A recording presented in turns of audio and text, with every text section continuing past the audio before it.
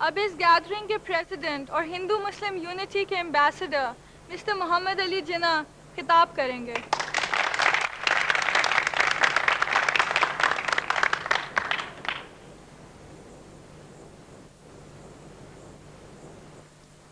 Thank you mister रोजनी। मैं तो एक सिपाही हूं, हिंदुस्तान की आजादी के लिए लड़ने वाला सिपाही। माई fight is with the British government, लेकिन मेरी ये जंग कानूनी और आईनी है। मिस्टर गांधी ने भी हिंदुस्तानियों की राइट्स के लिए बहुत कोशिश की है। आई बिलीव वो हमारे साथ हिंदुस्तान की आजादी के लिए भी बहुत एक्स्ट्रा कोशिश करेंगे। मैं आपको वेलकम करता हूं।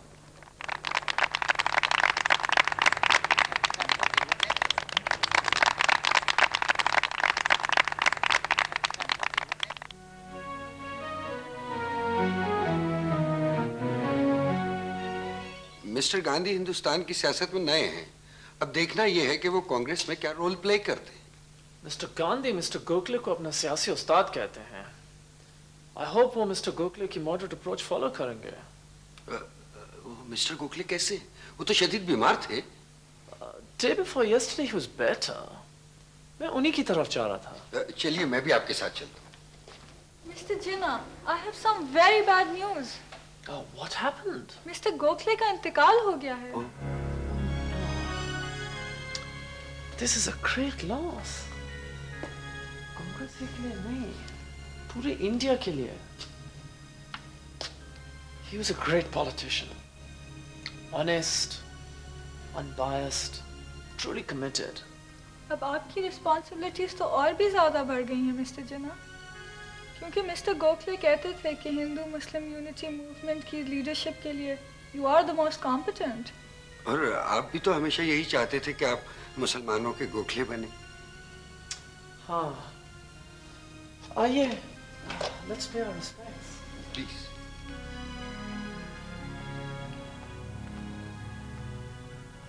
गोखले की वफात भाई के लिए एक बहुत बड़ा अलमिया थी, क्योंकि एक तवील अरसे उनसे करीबी रफाकत रही। दोनों साफ सुथरी सियासत के कायल थे। गोखले को भाई की उसूल पसंदी और भाई को गोखले की रवादारी बहुत पसंद थी।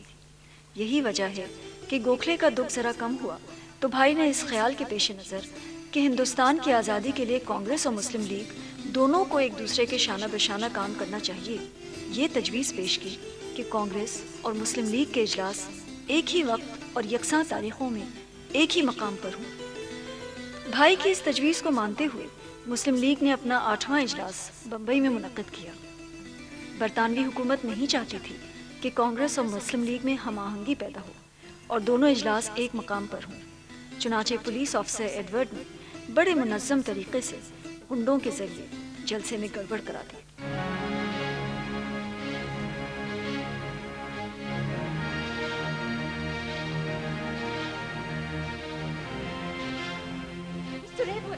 ये क्या हो रहा है?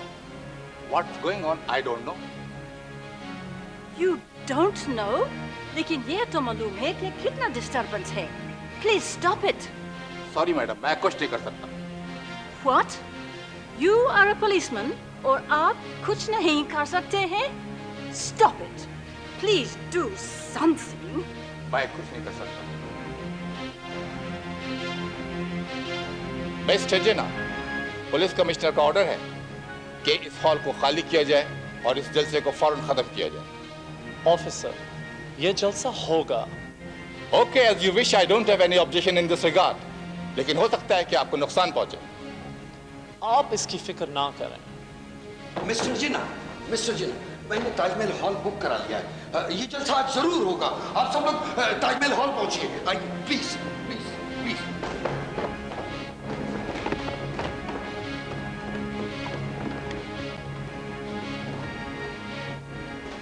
इंडिया के कॉन्स्टिट्यूशन में चेंजेस होने वाले हैं। This is why it is necessary कि इंडिया की दोनों बड़ी पॉलिटिकल पार्टीज, मुस्लिम लीग, कांग्रेस, जॉइंटली ऐसी स्कीम ब्रिटिश गवर्नमेंट को पेश करें जो यूनाइटेड इंडिया के डिमांड्स लगें। Bombay Chronicle is the most important newspaper. It's a voice of India. Mr. Jinnah, इसके बोर्ड ऑफ डायरेक्टर्स के चेयरमैन कैसे हो गए? लेकिन अब तो चेयरमैन बन चुके हैं। और आते ही उसकी कीमत 1 आना मुकर्रर कर दी, जस्ट 1 आना, जबकि टाइम्स ऑफ इंडिया की कीमत 4 आने है। फिर तो अखबार को माली नुकसान होगा और वो खुद ब खुद बंद हो जाएगा। कैसे बंद हो जाएगा? वो तो ज्यादा बिकने लगा है। नुकसान तो क्या, अब तो बहुत ज्यादा मुनाफा होने लगा उस पर। फिर तो मिस्टर जिन्ना की पॉलिसी सही हुई। लेकिन मैं तो फिर भी एक ही बात कहूंगा, बल्कि यही बात कहता हूं कि मिस्टर जिन्ना ने बॉम्बे क्रॉनिकल पर कब्जा किया है। Mr. Tilak, the Bombay Chronicle has a board of directors, and that board has made Mr. Jinnah chairman. Mrs Annie Besant, बेशक आप एक अरसे से इंडिया में हैं, मगर हैं तो यूरोपियन लेडी ना। आप इंडियंस के बारे में और खास तौर पर मिस्टर जिन्ना के बारे में कुछ ज्यादा नहीं जानती।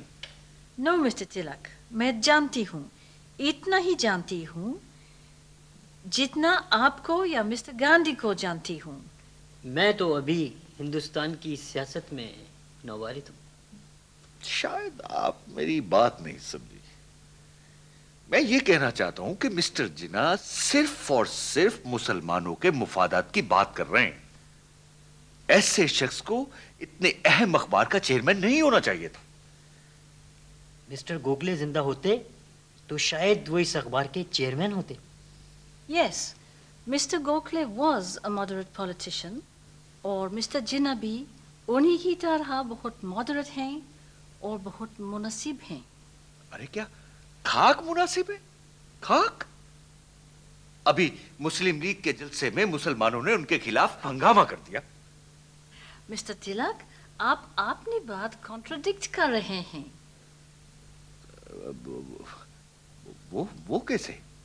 You just said मिस्टर जिन्ना मुसलमानों के इंटरेस्ट के लिए काम कर रहे हैं, and now you are saying मुसलमानों ने ही उनके खिलाफ हंगामा किया। मगर ये तो सच है कि मिस्टर जिन्ना के खिलाफ हंगामा हुआ।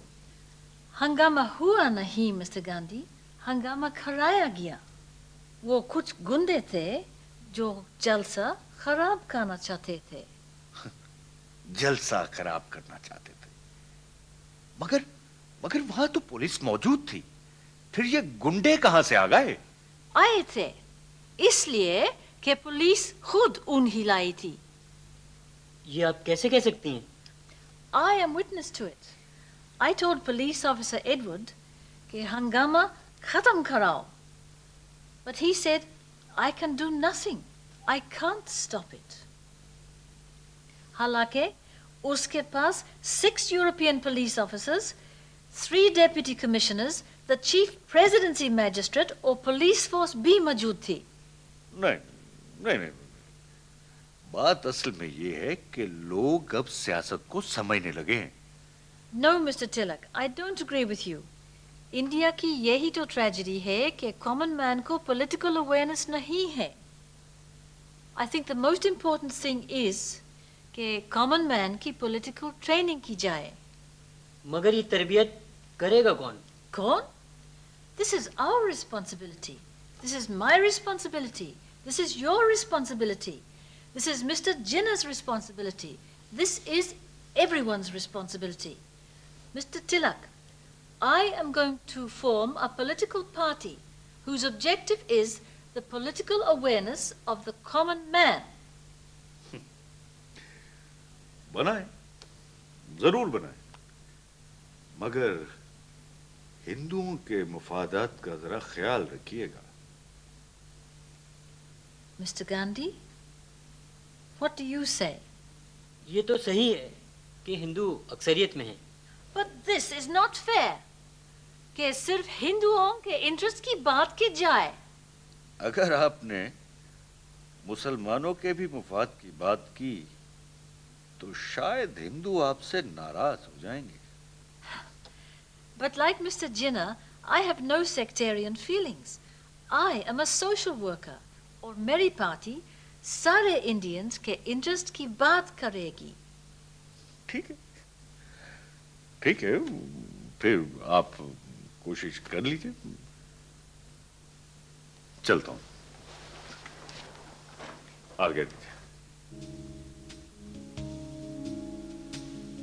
सर डिनशॉ पेटिट की अकलौती बेटी रतन न सिर्फ हसीन बल्कि बेहद ज़हीन भी थी।